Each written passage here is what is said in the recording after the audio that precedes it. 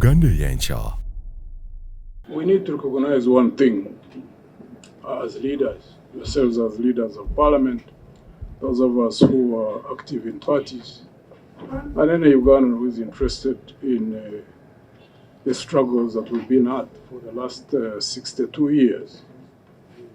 One, that in terms of building this country on strong foundations in regard to governance, that we are still a work in progress. So in determining whatever we determine, we need to ask ourselves, how can we build a country whose foundation is rooted in strong institutions? For those who believe in building strong institutions to be the basis on which a country will survive long term and build and become strong,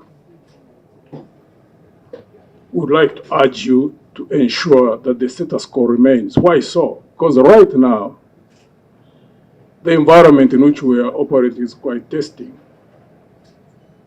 Parties themselves, the ruling party, the opposition parties, also works in progress. There are many challenges we still meet. And therefore, we would like to argue that much as there might be issues that arise within parties, that we should not try to fix short-term problems without putting into consideration the long-term consequences of some of those actions that could be taken.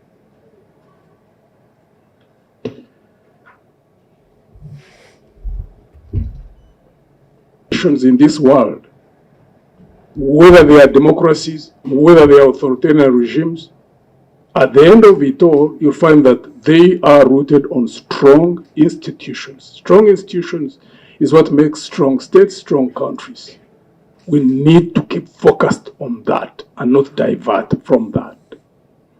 Two, parties in the opposition, when parties are in the opposition, it is a testing ground to enable parties to build their capabilities in preparation to take over governance when they get into power. Even in situations where they might falter, you don't try to solve a short-term problem by creating a larger problem.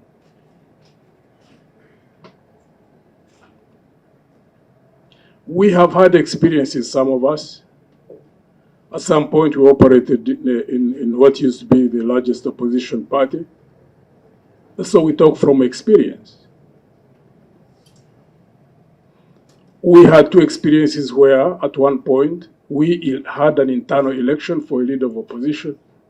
At another point, the party designated. From our own experience, it is very dangerous for you to interfere in the internal processes of any opposition party that is in a position to take over the LOP position. In whatever you do, you need to avoid a situation where you create two power centers. It's an organizational principle. You let a party in opposition, the one which appoints or chooses the leader of opposition, to be able to determine whom they appoint by whatever method to be the leader of opposition. Why so? Because if you elect a leader of opposition without the main party that has that leader of opposition in place, you can easily create two power centers. And that's a recipe for disaster for that party. In that regard, what would you be doing? You just simply be weakening a party. We are here not because of the current short-term situation that there is. We are trying to look at things long-term. Because today, NRM is in power, tomorrow it could be in opposition. The parties which are in opposition, one of them could be in government. So there can easily be a temptation for people to try to create solutions because of the current challenges they may be facing. Some in the opposition, some in the ruling party. But the dynamics of today are not necessarily the dynamics of 2026, 2031, and thereafter.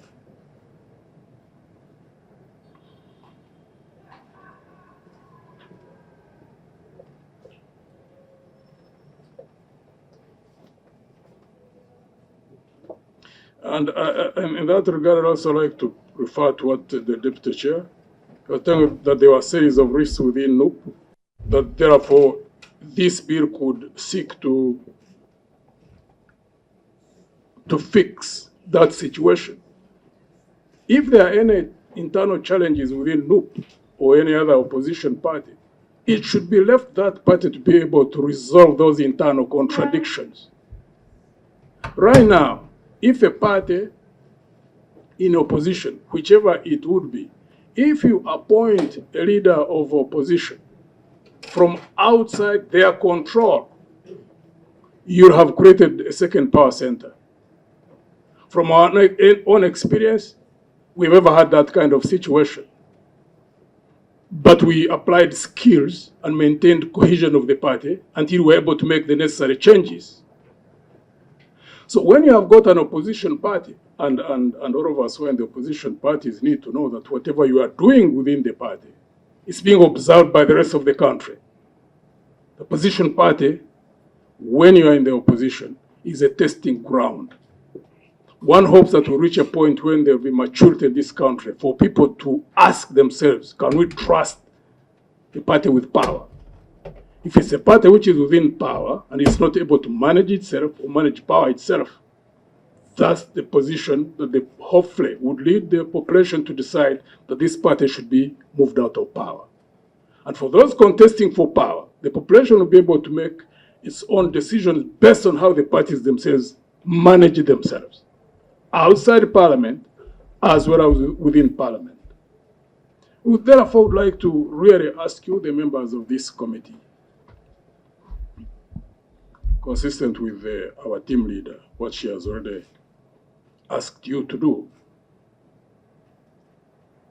in the conclusive remarks,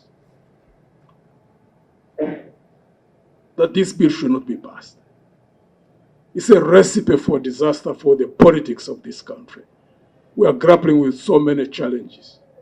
The environment is not conducive for party building already. Don't add other complex situations within what is already a difficult situation. Don't create two power centers. For those of you who might be coming from NRM, you may do something now because you have got the numbers. But tomorrow, you may actually find yourselves in the opposition. That always happens. And some of these tools can easily be used if there is anybody in power who has got a tendency to manipulate, whether now or in the future, to completely manipulate and control the parties in the opposition. Be very careful. As I conclude, as Alliance for National Transformation, whatever we do, we look at things long term. One. Two, we believe that at the end of the day, the stability of this country, the steady progress of this country can only happen when there are strong institutions. Whatever you do, we do ask you, make judgments, make decisions, and whatever actions you take in support of the building of institutions, strengthening the parties. The parties are the vehicles of governance. As long as you operate within the current constitution, you are not going to run this country outside the parties. Strengthen political organizations. Even in situations where there are strong leaders, yes, there are times when there are strong leaders. Strong leaders need to operate within strong institutions. Unless we have given up. If we have given up on the issues of building institutions, then you can't do anything, it doesn't matter. But know that there will be consequences to that. We thank you for giving us this opportunity. Is there anything else you want to? Just thank you, Chair, for your leader for the opportunity. Just speak to this question, Honorable Dole, that there was certainly a movement system enshrined and well put in the Constitution way back. And then there was demand, there was pressure from the people. They realized that we needed to go back to the multi-party system. And we moved to that. And then we coined and said we need to put in a leader of opposition. And I think the choosing of the word chosen by the party with the greatest numerical strength probably was not in error. I want to believe that that was having had a long time of thinking, of engaging different stakeholders, that people realize that indeed you need to choose a leader of the opposition by the party with the greatest numerical strength, that you don't create an avenue or a window where the ruling party will actually influence who becomes the leader of opposition. So we must stick to empowering these parties, just like a general stated, that it's important that if we create a new law or an amendment to the law, you don't, on one hand, want to have some maybe good intentions, but on the other hand, you completely communicate to the country that you are muzzling, you are strangling, you are suppressing the opposition. So let's not create an avenue, colleagues, that will literally scatter the opposition, which ordinarily should guide this country and correct the ruling party whenever it is possible. So I appeal to you that this is our country. We can stick together and build it even when we disagree on serious fundamental issues. I would like to thank. I really think, thank you so much, Mr. Chairman and our leader. I think I've been well represented. There was just... You two are not novices. They know what I mean. Let's give an opportunity to those two young people from the party to say something. In a minute. The General will conclude. Thank you, Honorable Chair, and Honorable. I can ably say that I've been well represented, and that's the position of the party, and we hope to ensure that, if these views are taken, then we are working. Thank you, Chairperson, and the members of the committee, and my superiors, leaders. I am happy to say that our stake still remains that we oppose this motion, and we request not to be passed in the second reading. Thank you. To the question raised by, actually give you our experiences. Our experiences as FDC 2012 to 2016, and then 2016 to, the 2016 leadership in Parliament. We made wide-ranging consultations with the political parties in those who were in the opposition, because at that time we were the leading opposition party. And as I'd already indicated, internally within FDC at that time, we applied both methods. One time we elected a leader of opposition. I think at that time, Honorable Professor Ogenga Latigo. The second round we appointed, when we appointed Honorable Wafula Ogutu and subsequently Honorable Winnie Chiza. That was an internal process. And in terms of forming the shadow cabinet, we made wide-ranging consultations with the opposition parties. So ordinarily, to us, it should be left the opposition party to you choose whatever method they think is best in terms of how, because you need to build harmony, you need to build cohesion within the opposition for you to be effective. Why did you abandon the election after 2012? We, in 2015, 2016, we had an internal discussion within the party, and we thought at that time what would serve us best would be to appoint. Actually, the appointment started earlier on before Honorable Wafula. It was with Honorable Nathan Nandala. So we decided that parties, when they are managing themselves, either in terms of strengthening themselves or in terms of whatever strategies they have laid, it should be left to them Because at the end of the day, the opposition party, the largest one, ordinarily would be positioning itself to take power. And therefore it has to project itself to the population that we are here, we are ready, trust us to take power. And therefore the manner in which you manage yourselves. The question is, why did you abandon election, which seems to be Fortunately, we have a democracy here. That's why that's why He was in charge. at that time was part of the internal process. I was his minister, so he was in charge. He has to answer. I think the current leader of when he comes in, he'll be able to respond to that. But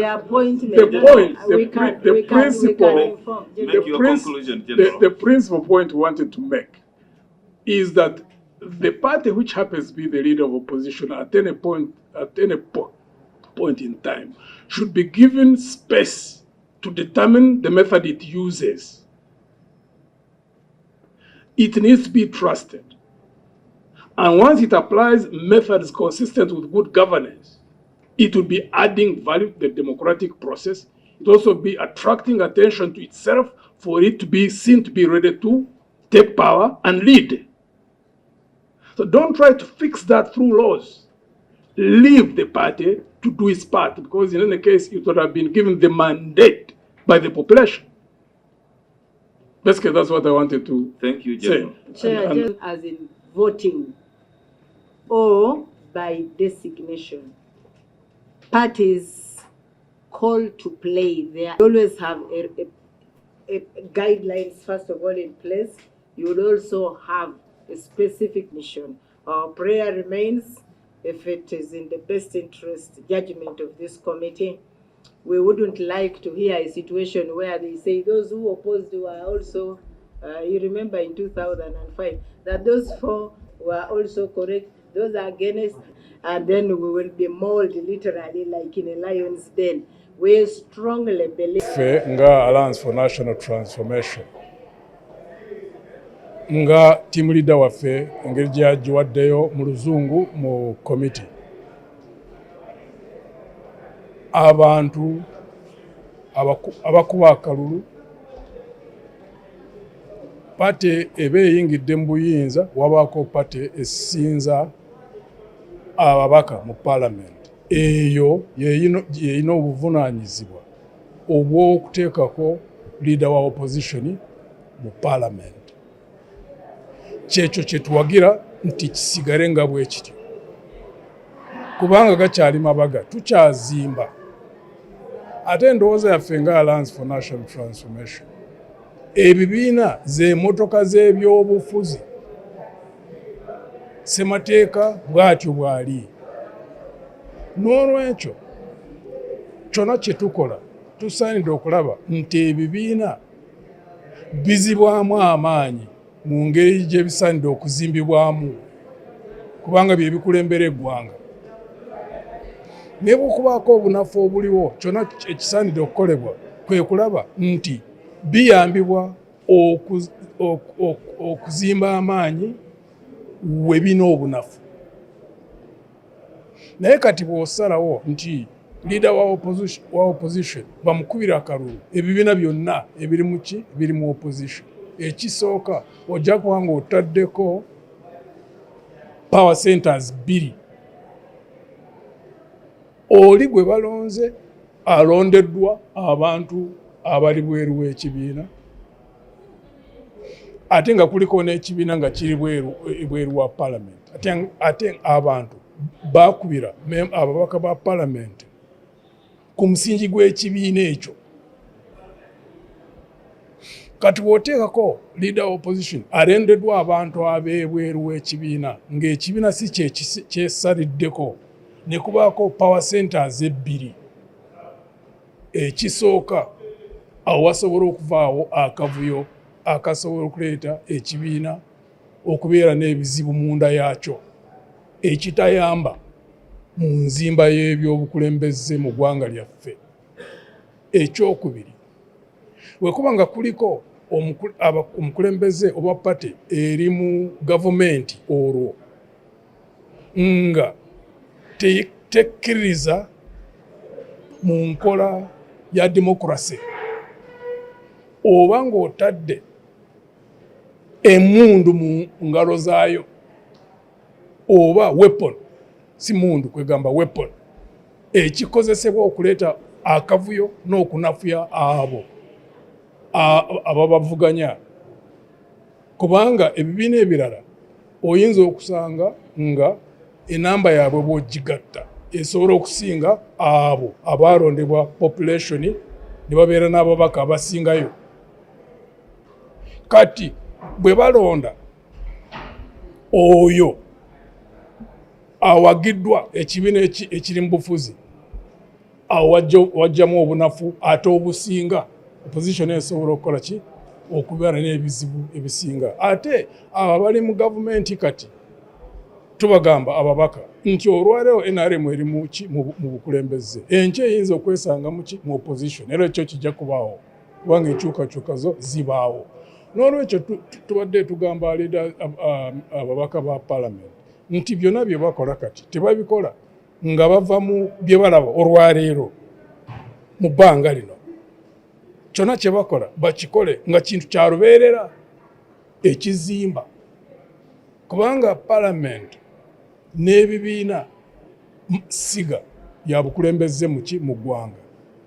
Kyonna kye basaanidde okukola kwe kola nti ebibiina bibeera n'amaanyi n'awali obunafu bagonjoolewo, awali obunafu babeerewo n'amaanyi, ne parliament nayo ebeere n'amaanyi. Naye si kuyisaamu ekiteeso kino ekiteeko kyenkakasa bwe banga bakiyisizaamu kijja kuleeta obunafu mu opposition, kireeta obunafu mu by'obukulembeze by'eggwanga. Kijja kubanga kiraga nti bano abantu tebategeera nti institutions kintu kikulu nnyo. Eggwanga erina obukulembeze nga tebwesigamye ku institutions, nga bwesigamye ku bantu kinnoomu, kikulaga nti abantu b'omu ggwanga eryo tebanatuusa kiseera ekitegeera okukola ebintu eby'ekikulu, okukola ebintu eby'obuvunaanyizibwa. N'olwekyo katulinde tulabe engeri yaabwe nga bwe banaagiraga mu ngeri gye banaasalawo. Reforms nazo zijja kujja. Bwe zituuka, bwe bazireeta, tujja kuwaayo ebirowoozo byaffe ku reforms ezijja. Naye kati tubadde twagala kuweereza ebirowoozo byaffe ku kino ekiriwo. Twagezaako okusisinkana naye, nze nali mmanyi olunaku lwe twali wakusisinkana nabo, ne bagezaako okuteekako olunaku olwasooka tewabaawo possibility okusisinkana okuva olwo osaamanya ki ekyaddako, naye tetumusinkananga okuva olwo. Obudde bubadde bumpi, singa bubadde nga tebagenda kuggalawo ki akakiiko kano, mpozi twandigenze mu maaso okugezaako kyonna ekisoboka okusisinkana naye. Uganda Eyenkya.